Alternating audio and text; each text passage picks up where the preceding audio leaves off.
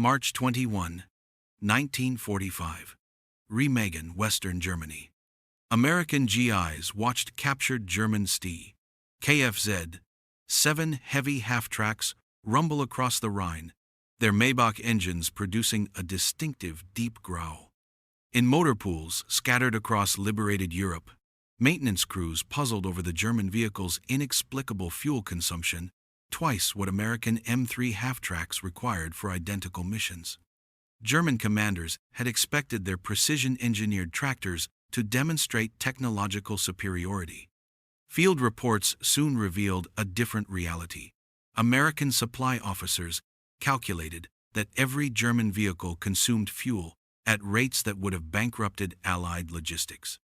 While M3s achieved 3.7 miles per gallon across rough terrain, the vaunted Sd.Kfz burned through its 57-gallon tank in under 75 miles, barely 1.5 mpg. Somewhere in the captured German files lay the statistical truth that explained the Wehrmacht's collapse. The world's most mechanized army had engineered its own immobilization. The morning of March 15, 1938, found Wehrmacht procurement officers in Berlin's Heereswaffenamt reviewing specifications for a new artillery tractor. A procurement directive sat on a clerk's blotter specifying acceptance of the Sd.Kfz 7 for towing heavy artillery and 88mm flak guns across Europe. Oberst Karl Becker examined the technical drawings with satisfaction. The 8-ton Zugkraftwagen represented German engineering at its finest. Krauss-Maffei's design team had created an impressive machine. The Maybach HL 62 TUK gasoline engine generated 140 horsepower through a complex drivetrain powering both wheels and tracks simultaneously. Curb weight reached 11.5 tons, with seating for 12 men and cargo capacity exceeding 3 tons. Half-track configuration provided excellent cross-country mobility, far superior to wheeled trucks on mud, sand, or snow. Wehrmacht evaluators tested the vehicle extensively during 1937 at Kummersdorf Proving Grounds. The Sd.Kfz 7 pulled the formidable 88mm Flak 18 at speeds exceeding 50 km per hour on roads, then transitioned to rough terrain without slowing. For German planners, this represented the mobile warfare platform that would dominate European battlefields. Yet, buried in technical documentation lay troubling figures. The fuel tank held 215 liters, approximately 57 gallons. Range calculations showed 130 kilometers on roads under optimal conditions, dropping to barely 100 kilometers cross-country. These numbers translated to fuel efficiency around 1.5 miles per gallon off-road, roughly 2 mpg on paved surfaces. A technical manual excerpt from 1938 noted, fuel allocation per march kilometer. Heavy tractor class requires 0.8 liters per kilometer cross-country operations. Supply columns must plan accordingly for sustained movement. Wehrmacht logistics officers saw these figures, but failed to grasp their strategic implications. German expectations seemed reasonable based on pre-war planning. Short, decisive campaigns would minimize logistics strain. The powerful engines and superior mobility would offset fuel consumption through tactical victories. Each Sd.Kfz 7 could tow weapons that wheeled vehicles couldn't handle, providing artillery batteries with unmatched cross-country performance. The reality proved different. Germany's oil supply in peacetime barely exceeded domestic consumption. Yet the army was standardizing vehicles that consumed fuel at rates unsustainable in prolonged warfare. By year's end, the Wehrmacht had ordered 2,500 Sd.Kfz 7 tractors for initial production, committing to a logistics burden that would grow heavier with each passing year. An artillery column halted along the Vistula River in occupied Poland during September 1939. Major Hans Dietrich examined daily fuel consumption ledgers with growing concern. His battery's Sd. Kfz-7 tractors had consumed nearly 800 liters, moving just 450 kilometers, far exceeding planning estimates. The Polish campaign lasted just 5 weeks, but Wehrmacht quartermasters noted disturbing patterns. Artillery batteries towing 88mm guns and 150mm howitzers consumed fuel allocations 50% faster than planning documents predicted. The Sd.Kfz-7's powerful engine and heavy drivetrain extracted a price in petroleum that field commanders hadn't anticipated. A quartermaster annex from Army Group South documented the problem. POL consumption for heavy tractor units exceeds allocation by 40 to 60% during sustained operations. Current stocks sufficient for 2 weeks maximum at combat tempo recommend increased fuel priority for mobile artillery. The report circulated through logistics channels but prompted no design changes. Victory in Poland masked the underlying inefficiency. German forces had achieved rapid tactical success, and fuel shortages remained manageable over short distances. Commanders attributed higher consumption to aggressive maneuvering rather than fundamental design problems. The Wehrmacht's confidence in its mechanized forces remained unshaken. France, in 1940, presented a larger test. German mechanized forces covered hundreds of kilometers in weeks, their mobility stunning French defenders. Behind the advancing panzers, fuel trucks worked around the clock, maintaining supply to the thirsty tractor fleet. An Sd.Kfz-7 battery, moving from Belgium to Paris, consumed over 3,000 liters, equivalent to the fuel load for 15 Wehrmacht trucks. Wehrmacht logistics staff documented the strain. A June 1940 report noted, daily fuel requirement for mechanized units exceeds pre-war planning by substantial margin. Heavy tractor consumption particularly problematic. Current operations sustainable only with captured French petroleum stocks. German forces had seized refineries and depots across France, temporarily masking their structural fuel deficit. Tactical brilliance overshadowed logistical warning signs. The Wehrmacht's mechanized columns had shattered Allied resistance through superior coordination and aggressive maneuvering. That the advance consumed petroleum at unsustainable rates seemed irrelevant when victory arrived within weeks. German planners assumed future campaigns would follow the same pattern: rapid offensive, quick victory, captured fuel stock. By summer's end, the Sd.Kfz-7 fleet numbered over 4,000 vehicles across Wehrmacht artillery and Luftwaffe Flak units.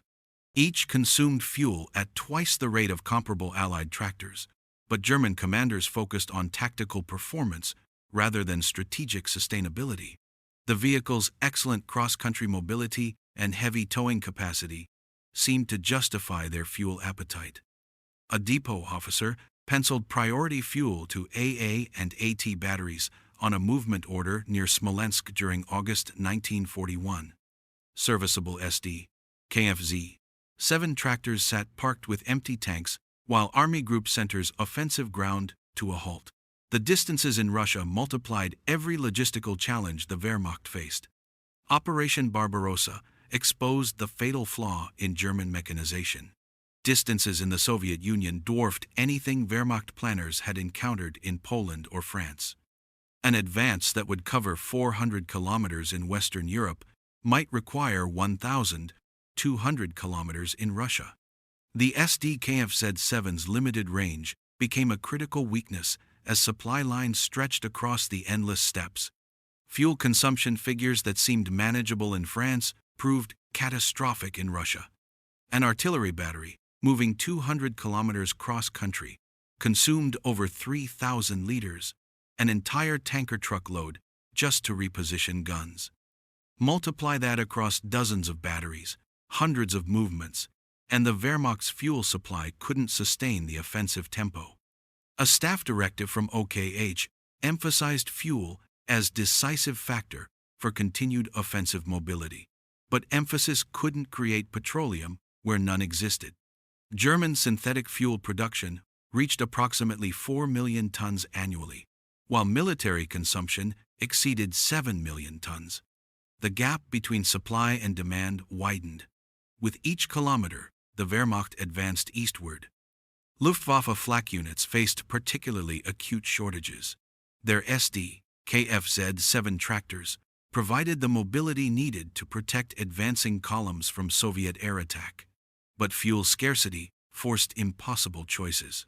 Move the guns forward and risk running dry, or conserve fuel and leave ground forces vulnerable. Either option degraded combat effectiveness. The heavier the tractor fleet, the more POL and maintenance capacity required. The front outran supply, as Wehrmacht logistics struggled to maintain thousands of fuel-hungry vehicles across distances that made Western European campaigns seem trivial by comparison. Rail lines ran in different gauges, forcing time-consuming transshipment. Roads dissolved into mud during spring and fall. Partisan attacks disrupted supply columns. By winter 1941, a significant share of motor vehicle losses were chalked up to abandonment, including serviceable tractors short of fuel. German forces left hundreds of operable Sd.Kfz 7 vehicles behind during retreats, their tanks empty and no fuel trucks available for recovery. The Wehrmacht's most mechanized army was being immobilized not by Soviet firepower, but by empty gas tanks. While Wehrmacht logistics strained under the burden of fuel-hungry vehicles, American industry was developing a fundamentally different approach. A White Motor Company test card for the M3 half-track sat on a Detroit engineer's desk during February 1942, listing specifications that emphasized reliability over raw performance. American military planners had studied German campaigns with interest, noting both the Wehrmacht's tactical success and its logistical vulnerabilities. The U.S. Army's Ordnance Department specified design parameters for American half-tracks that prioritized sustainability over maximum capability.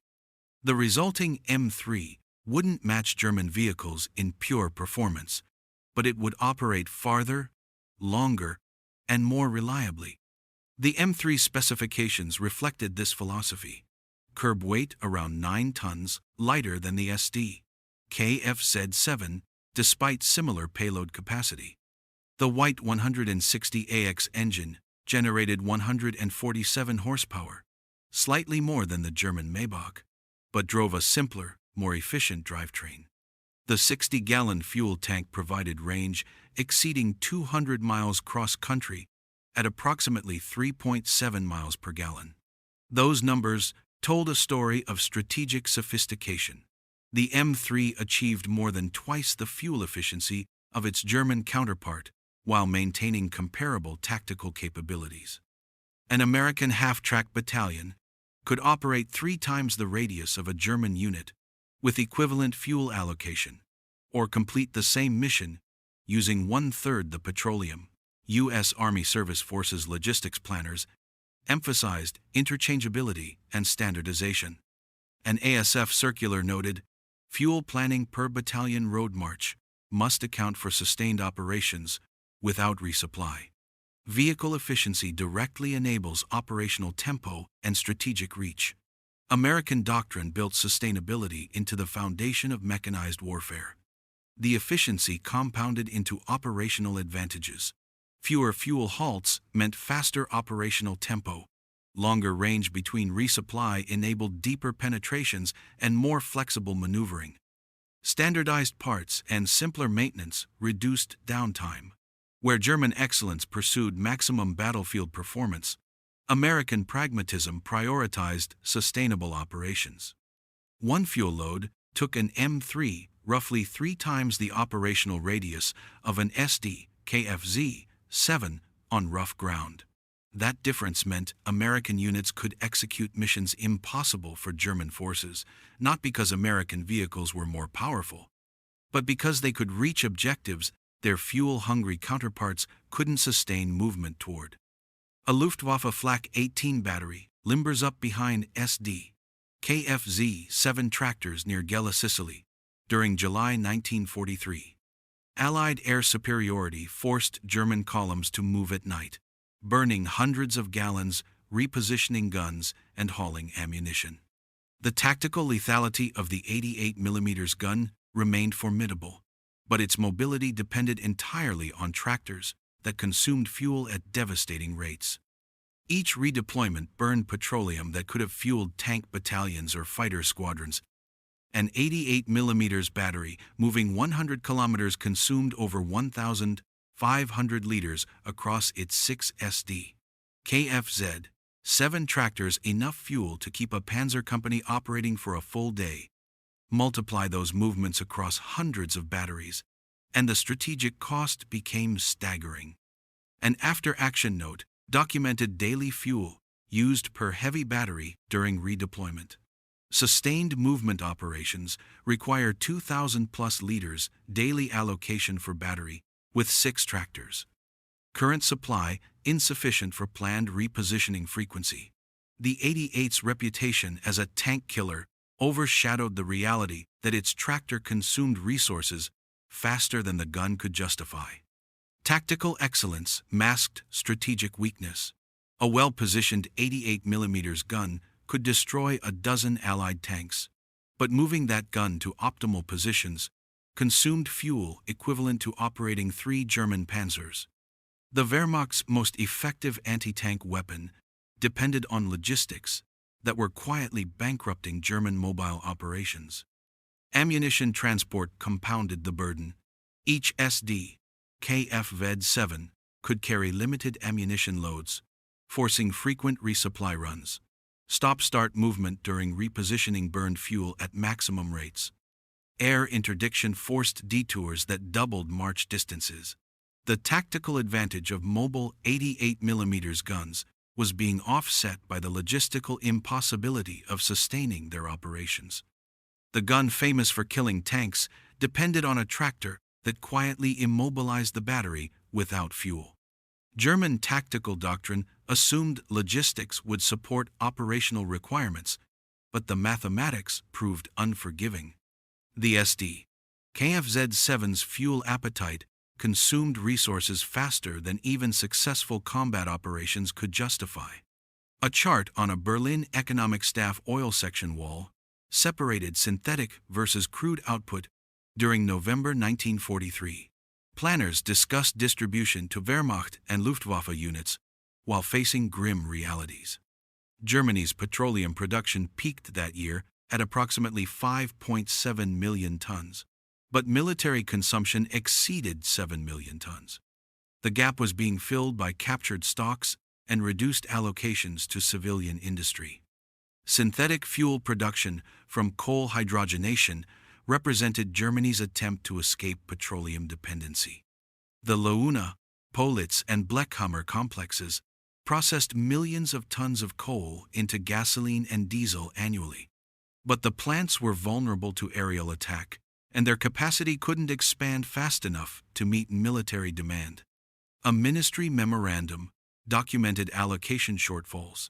To Heer motor transport units, current fuel production insufficient for maintaining full operational tempo across all Wehrmacht mechanized forces.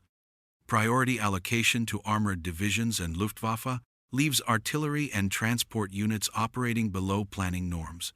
The document circulated through staff channels but prompted no reduction in vehicle fuel consumption.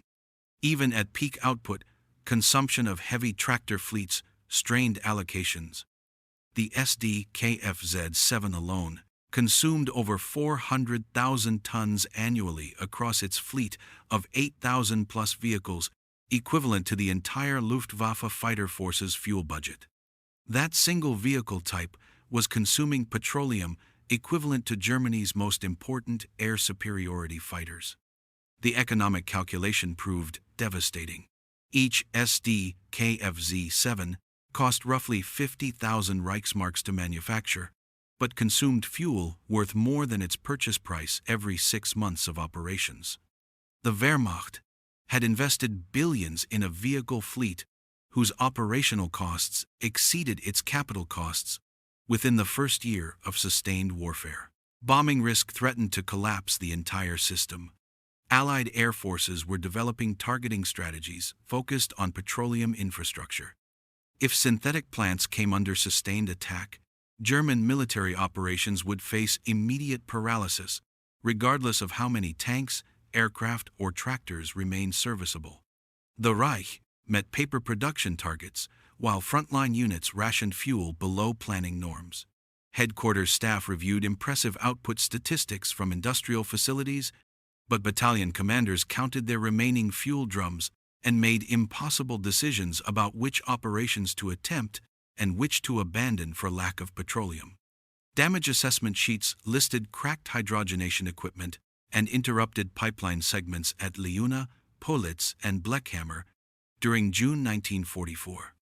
Allied heavy bombers had discovered Germany's petroleum Achilles heel and were striking systematically at synthetic fuel plants across the Reich.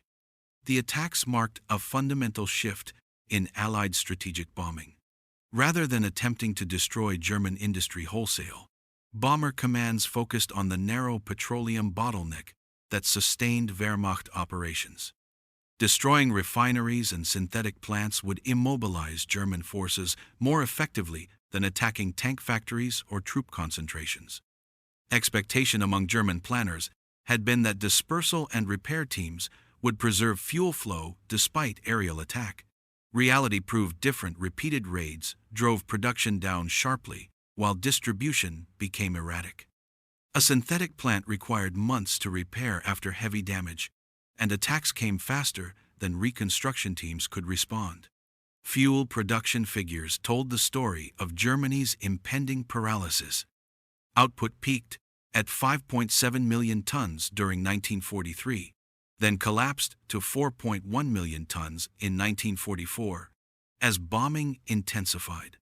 By 1945, monthly production had dropped below 100,000 tons, barely 1/20th of peak capacity. Wehrmacht units faced immediate consequences. Fuel allocations to frontline forces dropped by 60% between June and September 1944. Artillery batteries received priority for defensive operations, but couldn't maintain offensive maneuvering. Sd.Kfz, 7 tractors, sat immobilized while their crews watched Allied forces advance. A Luftwaffe fuel logistics officer noted in his diary, "Current allocation insufficient for maintaining defensive patrol operations. Flak batteries cannot reposition to counter Allied air corridors. Static defense only option." The mobility that German tactical doctrine depended on was evaporating as fuel trucks arrived half empty or not at all. Plant engineers attempted heroic measures to maintain production. Round the clock, repair work restored damaged equipment within days of attacks. Alternative supply routes compensated for destroyed pipelines. Dispersed storage facilities protected reserves from single strikes. But Allied bombing tempo exceeded German repair capacity, and the petroleum deficit widened inexorably. The collapse began at the refineries and moved forward to the front lines. Headquarters staff reduced allocations. Corps logistics officers rationed fuel to division level. Division quartermasters chose which battalions would receive fuel and which would stand immobilized. Battalion commanders decided which vehicles would operate and which would sit empty. Tactical excellence became strategically irrelevant when the fuel trucks stopped coming. The Wehrmacht possessed experienced crews, effective weapons, and sound doctrine, but petroleum shortage was transforming the world's most mechanized army into a static force, incapable of sustained operations. German convoys burned their last stocks of aviation gasoline to move trucks eastward during the winter of 1944. Fuel output had collapsed below 100,000 tons monthly, roughly 1/5 of peacetime production, and less than 10% of peak wartime output. The Wehrmacht faced complete immobilization within weeks. 70% of all motor vehicles were immobilized by February 1945. Serviceable trucks, tractors, and staff cars sat abandoned in motor pools across Germany, their mechanical condition perfect, but their fuel tanks empty. Orders circulated directing units to siphon fuel from Sd.Kfz 7 seconds to Panzer tanks, prioritizing armored combat power over artillery mobility. The guidance proved grimly symbolic. For every Tiger tank that moved, 3 half-tracks died dry. The Wehrmacht's artillery, once the most mobile in Europe, became essentially static. Sd.Kfz, 7 tractors that had towed 88mm guns from France to Russia, now sat immobilized in Germany, their powerful engines silent for lack of petroleum. Technology was being disassembled to keep remnants alive. Maintenance crews stripped fuel pumps and carburetors from immobilized vehicles to keep priority equipment operational. Fuel tanks were siphoned systematically, artillery tractors to supply trucks to feed combat vehicles to enable final defensive positions. The contrast with 1940 proved absolute. Then, German mechanized forces had swept across France, their mobility overwhelming Allied resistance. Now, 5 years later, those same forces sat frozen for lack of the petroleum that had once seemed abundant. The Sd.Kfz 7 fleet, which had consumed such staggering fuel quantities during Germany's victorious campaigns, was being systematically cannibalized to extract every last liter for more critical applications.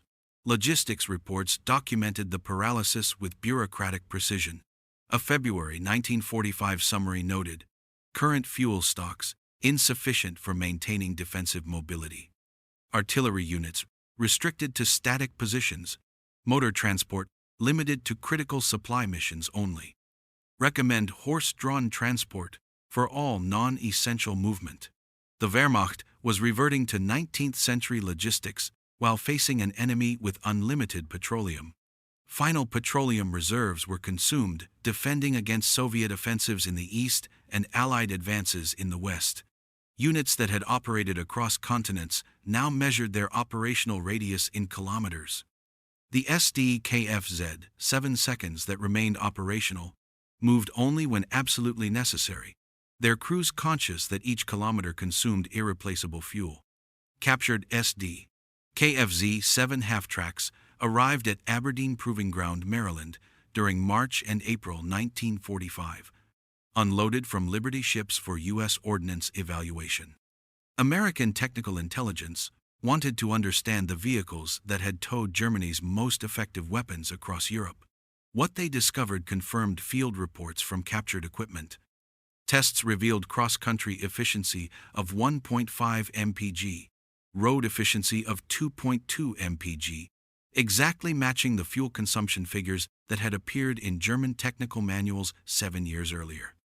The Sd.Kfz 7's performance hadn't degraded. It had been designed from the beginning with fuel consumption that American engineers considered operationally unsustainable. Maintenance requirements proved equally troubling. The vehicle required 14 man-hours per 100 miles compared to 6 hours for the M3. Complex drivetrain, high-precision engine components, and specialized parts made the Sd.Kfz 7 a maintenance burden that multiplied logistical strain. American evaluators noted that German vehicles, while demonstrating impressive mechanical quality, exhibited fuel-to-weight ratios that no sustainable logistics system could support during prolonged operations. Technical bulletins circulated through U.S. Army Ordnance channels. German motorized vehicles demonstrate superior mechanical design in component manufacture and materials quality. However, fuel consumption and maintenance requirements render these vehicles impractical for sustained large-scale operations. American doctrine emphasizing logistics, sustainability, and operational efficiency proved superior to German focus on maximum tactical performance. The practical verdict was clear. Mechanical quality did not equal operational endurance. The Sd.Kfz 7 represented excellent engineering applied to solve the wrong problem. German designers had created a vehicle with superb battlefield performance without considering whether their military could sustain its operation across continental campaigns. American intelligence synthesized lessons learned from years of combat observation and captured equipment analysis. The war of machines was being won not by precision, but by efficiency. Not by the most powerful engines or sophisticated drivetrains, but by vehicles that could reach objectives and maintain operations once they arrived. The evaluation reports noted one final telling detail. German fuel consumption figures had been accurately documented in pre-war technical manuals. Wehrmacht logistics officers had possessed the data showing their vehicles consumed petroleum at unsustainable rates. The information existed, but German military culture had prioritized tactical performance over strategic sustainability. That choice had cost them the war. Remaining Wehrmacht fuel depots were being looted as American forces closed in during April and May 1945. Final German fuel stockpile totaled approximately 100,000 tons, less than 1 week of 1941 consumption levels. The Reich, that had once imported millions of tons of petroleum annually, now possessed barely enough to operate its surviving vehicles for days. Armored units were reduced to bicycles and horse-drawn wagons. Sd.Kfz, 7 factories at Hansa Lloyd and Krauss-Maffei stood destroyed by bombing or occupied by Allied forces. Production that had reached 12,000 vehicles by war's end now ceased permanently. The tractors that remained operational across Germany sat immobilized, monuments to engineering excellence applied without strategic wisdom. A German logistics report from April 1945 summarized the situation with devastating honesty.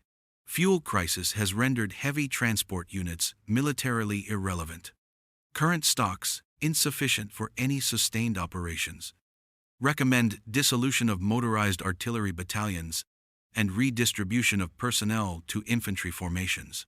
The Wehrmacht's most sophisticated equipment was being abandoned for lack of the petroleum needed to operate it. The machines of triumph had become monuments to failure. Sd.Kfz, 7 tractors that had towed 88mm guns from Poland to the Caucasus, from Norway to North Africa, now sat silent in German motor pools. Their powerful engines would never start again. Their sophisticated drivetrains would never engage. They had consumed more petroleum than Germany could provide, and now they represented the visible evidence of strategic miscalculation. The contrast with American logistics proved absolute. U.S. forces operated 60,000 fuel trucks, maintaining supply to mechanized formations across Europe. Allied logistics achieved roughly 10-to-1 supply superiority, delivering petroleum to frontline units faster than those units could consume it. American M3 half-tracks operated continuously while their German counterparts sat immobilized. The Third Reich did not run out of courage. German soldiers fought with skill and determination until the final days. But courage couldn't create petroleum where none existed. Technical excellence couldn't overcome the mathematical reality that vehicles consuming fuel at 1.5 mpg cannot sustain continental operations when petroleum production collapses. The Wehrmacht had engineered its own immobilization through vehicles designed for maximum performance without regard for logistics sustainability. Analysts compiled findings from captured German equipment during the summer of 1945. Technical Intelligence Bulletin Number 27 documented fuel inefficiency across all German vehicle classes. The data confirmed what field observations had suggested. German engineering prioritized tactical performance at the expense of operational sustainability. Comparison statistics told the story starkly. German vehicles averaged 1.9 mpg across all classes. American vehicles averaged 3.6 mpg. That difference compounded across millions of vehicle miles into a strategic advantage that German tactical excellence couldn't overcome. Fuel efficiency had proven as important as firepower, mobility, or armor protection. Observations noted lack of standardization, over-specialization, and absence of diesel engines across German military vehicles. The Wehrmacht operated dozens of vehicle types, when American forces standardized on fewer than 20. German vehicles required specialized parts and training. American vehicles used interchangeable components and simplified maintenance. U.S. postwar doctrine emphasized logistics-first design philosophy. Future American military vehicles would be evaluated not just on battlefield performance, but on fuel efficiency, maintenance requirements, and supply chain sustainability. The lessons learned from German over-engineering would shape American military procurement for decades. The decisive weapon of World War II had not been the tank, nor the plane, nor any individual weapon system. The decisive weapon had been the gallon of gasoline, the petroleum that enabled sustained operations, the fuel efficiency that extended operational radius, the logistics capacity that maintained supply to advancing forces. Former Wehrmacht engineers testified during Allied technical evaluations in Munich between 1946 and 1950. Their assessments acknowledged what combat had proven. Engineering excellence was pursued at the expense of operational sustainability. The acknowledgement came from Bundesarchiv Militärarchiv records in Freiburg, documenting German recognition that tactical performance had been prioritized over strategic viability. Statistics documented the scope of failure. By 1945, over 60% of vehicle losses were caused by fuel exhaustion or abandonment, rather than combat damage. The Wehrmacht had lost more vehicles to empty fuel tanks than to enemy action. German forces abandoned thousands of serviceable tractors, trucks, and cars during retreats when fuel trucks couldn't reach forward positions. American logistical capacity provided the contrast. 60,000 fuel trucks operated across liberated Europe, delivering petroleum to Allied forces with industrial efficiency. American supply superiority reached roughly 10-to-1 ratios in many sectors. Where German forces rationed fuel by the liter, American units often had surplus stocks. The broader conclusion proved inescapable. Mobility, not firepower, decided the war. German weapons demonstrated tactical effectiveness throughout the conflict. The 88mm gun remained lethal until the final battles. Panzer tanks maintained superiority in many engagements. But effectiveness meant nothing when vehicles couldn't reach the battlefield or maneuver once they arrived.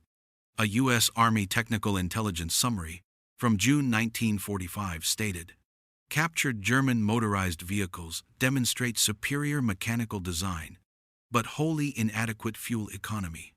The decisive weapon of this war was not horsepower, it was gallons per mile. The statement captured the fundamental lesson of mechanized warfare. Raw performance mattered less than sustainable operations. Engineering sophistication couldn't compensate for strategic myopia. The Wehrmacht had built the world's most mechanized army, then immobilized it through vehicles that consumed petroleum faster than German industry could provide. When American GIs first drove captured Sd.Kfz 7 tractors across the Rhine in March 1945, they discovered a truth that explained Germany's defeat more clearly than any battle analysis. The powerful German vehicles consumed fuel at twice the rate of American half-tracks. That difference, multiplied across thousands of vehicles and millions of vehicle miles, had transformed the Wehrmacht from Europe's most mobile army into a static force defending against enemies who could maneuver at will. The Sd.Kfz 7 represented German engineering at its finest and its most flawed. Powerful, precise, and capable, the vehicle could tow the heaviest weapons across any terrain. But it couldn't operate without petroleum, and Germany couldn't provide fuel at the rates the vehicle consumed. Engineering excellence had been applied to create a strategically unsustainable weapon system. From the Battle of the Bulge, where German panzer divisions literally ran out of gas, to the collapse of German fuel production from 5.7 million tons in 1944 to under 1 million tons by 1945, the story demonstrated how fuel efficiency determined the outcome of World War II. German tactical excellence proved insufficient to overcome the logistics reality that vehicles consuming 1.5 mpg cannot sustain operations when petroleum supply collapses. American pragmatism in vehicle design proved superior to German performance obsession.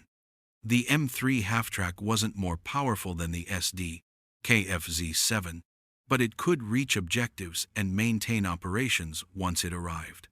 That capability, rather than maximum tactical performance, determined which army could sustain the mobile warfare that defined the conflict's final years. The hidden logistical weakness that doomed the Wehrmacht wasn't hidden at all.